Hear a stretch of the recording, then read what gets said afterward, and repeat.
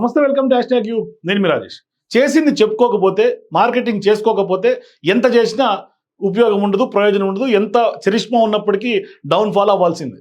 So ఈ అంశాన్నే కొంత క్లియర్గా పట్టుకున్నటువంటి చంద్రబాబు ఆయన తీసుకున్నటువంటి నిర్ణయాలు అయితే మాత్రం ఆషామాషిగా ఉండవని చెప్పాలి. ఎందుకంటే ఆయన ఏపీ సీఎంగా కొనసాగుతూనే ఆయన వ్యూహాలు అయితే మాత్రం ఎవరికి అంతు చిక్కవు. అంత పకడ్బందీ వ్యూహంగా చంద్రబాబు ముందుకు అడుగులు వేస్తూ ఉంటారు రాజకీయంగా.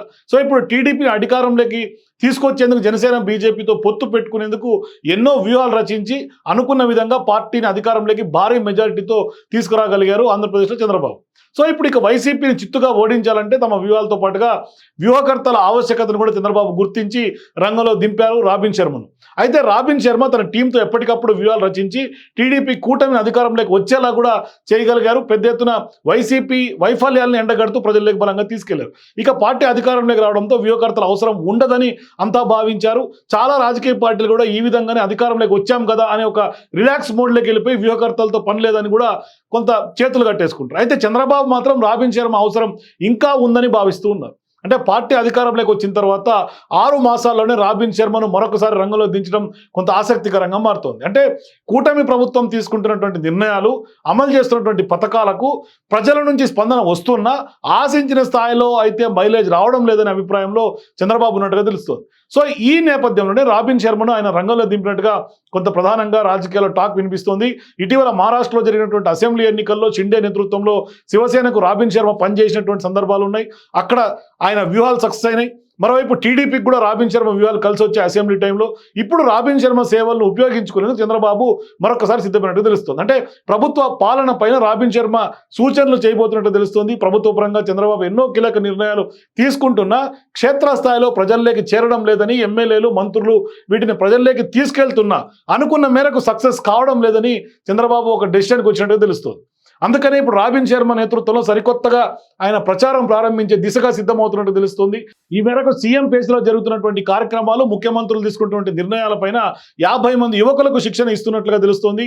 సో వీరిని త్వరలోనే జిల్లాలకు పంపించి, జిల్లాలకు 2 చొప్పున పంపించి ప్రచారం చేయబోతున్నట్లుగా సమాచారం.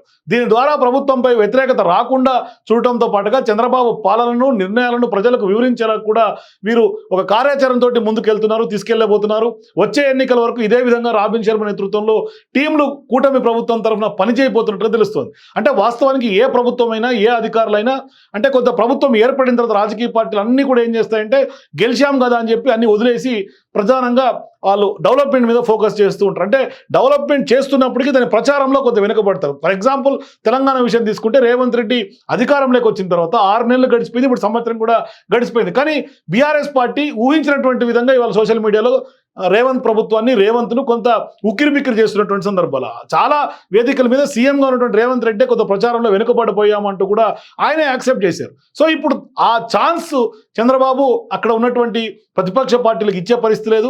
దాన్ని ఎడిదిరిగైనా ప్రజల్లోకి బలంగా చేసినటువంటి పని చెప్పుకోవాల్సిందే అని ఒక నిర్ణయం తీసుకొని మరొక్కసారి ఎన్నికల్లో పనిచేసినటువంటి వ్యూహకర్తగా ఉన్నటువంటి రాబిన్ శర్మకే కీలక బాధ్యతలు ఇచ్చి కొంత ప్రజల్లోకి ఏ విధంగా బలంగా వెళ్ళాలనే ఒక దాంతో వెళ్తున్నారు. మరోవైపు ఖచ్చితంగా వచ్చే ఎన్నికల నాటికి ఇప్పటి నుంచి కరెక్ట్గా గ్రౌండ్ వర్క్ చేసుకుంటా పోతే వ్యతిరేకత ఎక్కువ శాతం మూట కట్టుకునే అవకాశం ఉండదు, యాంటీ ఇన్కంబెన్సీ తగ్గుతుంది.